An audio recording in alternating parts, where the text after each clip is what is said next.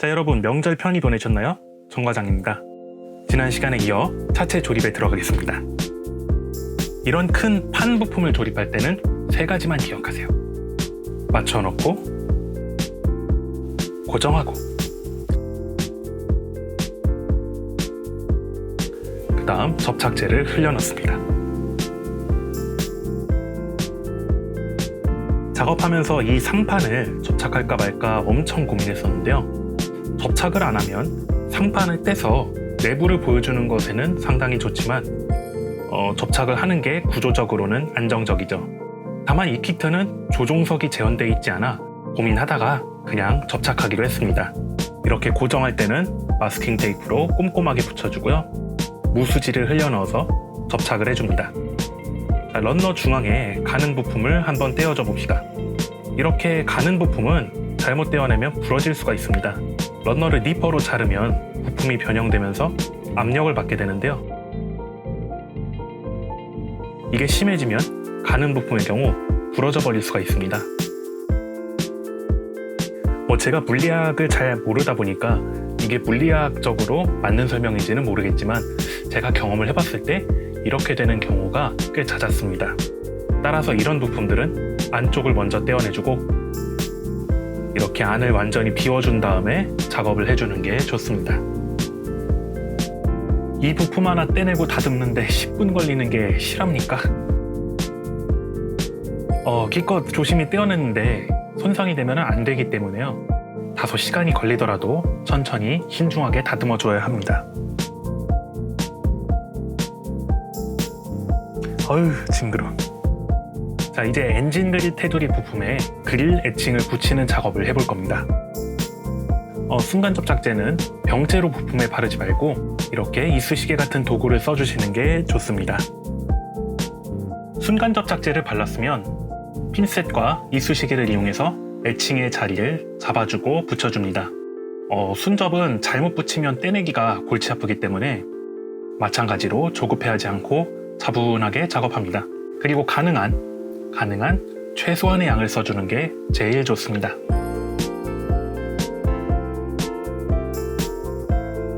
자, 정성과 사랑을 담아 붙여줍시다. 제가 이를 악물고 있는 것 같다고요? 아닙니다. 착각하신 겁니다. 기분 탓이에요.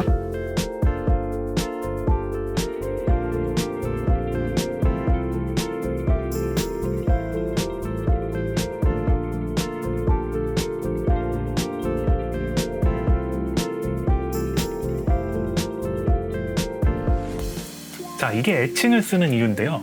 이런 자연스러운 그릴 느낌은 인젝션으로는 낼 수가 없는 느낌입니다. 이렇게 자연스럽게 뒤가 비치죠. 이게 애칭 작업을 한 보람이죠. 그리고 또 수많은 부품들을 다시 다듬고 조립을 하는데요. 너무 부품들만 이렇게 보니 여러분들도 보기 지겨우시죠?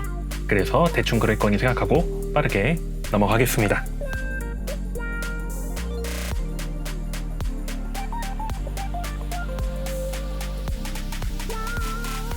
자, 여기서 정지.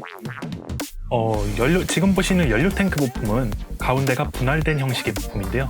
보통이라면 접착하고 퍼티 바르고 갈아내서 접합선 수정을 하겠지만 좀 간략하게 하는 방법도 있습니다.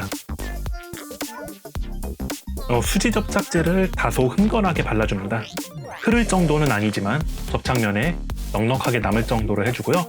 그리고 접착한 뒤에 손으로 꾹 눌러주고요. 그리고 집게로 집어 눌러준 상태로 말려줍니다. 꼭 집게 아니더라도 클램프나 프라모델형 바이스 어떤 도구든 괜찮습니다. 수지 접착제는 마르면 수지 물질이 남기 때문에 이렇게 눌러주면 틈새가 메꿔질 수 있습니다. 그림으로 보시겠습니다.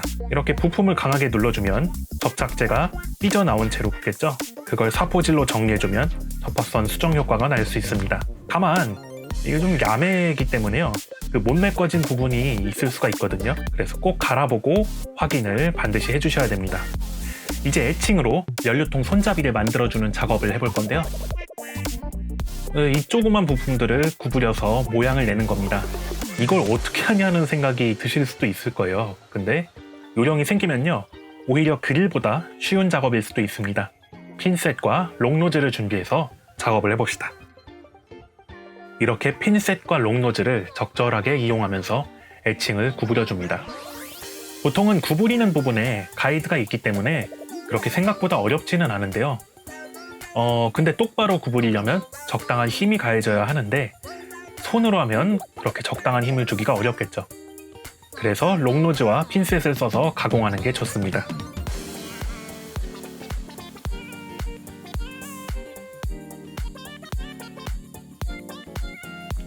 네, 작은 부품이니까 당연히 힘을 너무 많이 주면 안 되겠죠. 적당한 힘을 주셔서 작업하셔야 됩니다.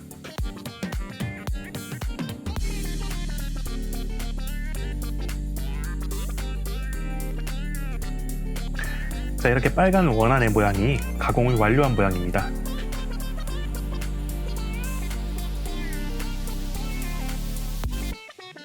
이렇게 다 된 부품을 접착면에만 순간 접착제를 얇게 찍어서 조심스럽게 제자리에 붙여주면 됩니다.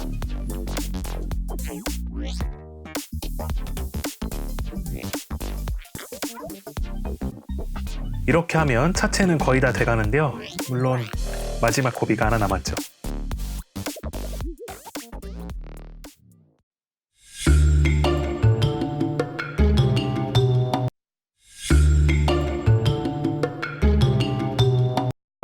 전차 궤도 중에 제일 하드코어한 연결 궤도식 조립입니다.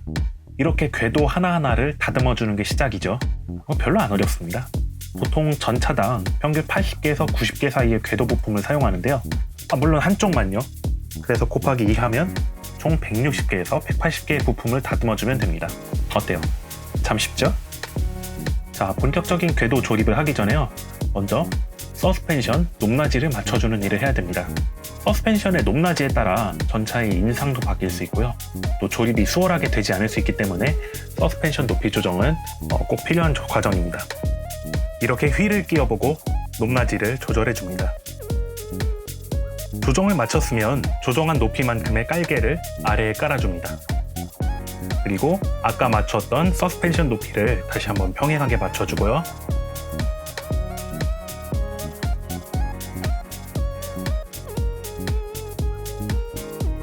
다 됐으면 무수지 접착제로 접착하여 줍니다.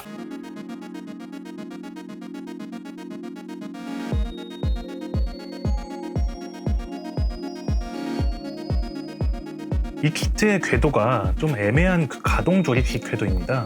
가동이 가능하긴 한데 구조상 결합이 매우 약합니다. 그래서 일단 2개 마디를 단위로 조금씩 조립해 나가는 방식을 사용했는데요. 그래도 조립하고 떨어져 나가는 경우가 많았기 때문에 결국 접착을 해버렸습니다.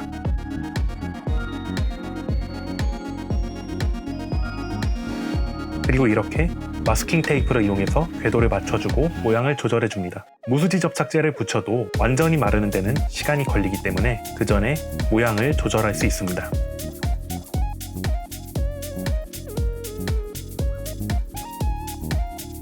제가 핑계대는 걸 수도 있는데요. 이 궤도가 좀 너무 어렵네요. 이게 애매하게 가동식이다 보니까 이상하게 접착제도 잘 안 먹는 편이고, 그렇다고 조립 후에 고정성이 또 뛰어난 것도 아니라서 접착제를 안 쓸 수도 없습니다. 그런데 또 접착을 했다고 제대로 붙는 것도 아니고 자꾸 떨어지니까 이게 참 궤도 조형은 괜찮은데 접착하기에도 안 접착하기에도 참 애매합니다. 근데 다 떼우는 방법이 있으니까요. 일단은 넘어갑시다. 스트레스. 이렇게 궤도 모양을 잡아주기는 참 번거로운데요. 그래도 이렇게 궤도 모양을 잘 잡아줘야 자연스러운 느낌이 잘 살아나거든요. 그러므로 합니다. 어쩔 수 없죠.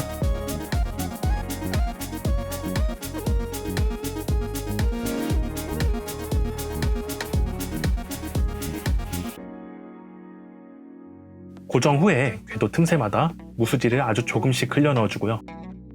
핀셋으로 궤도의 모양이 자연스럽게 내려앉은 것처럼 만들어줍니다. 이렇게 모양을 잡았습니다. 여기까지 하면 차체는 거의 완료입니다. 이제 건조가 됐으니 궤도를 좀 떼어내어 볼 건데요. shit the fuck. 제대로 안 붙었네요.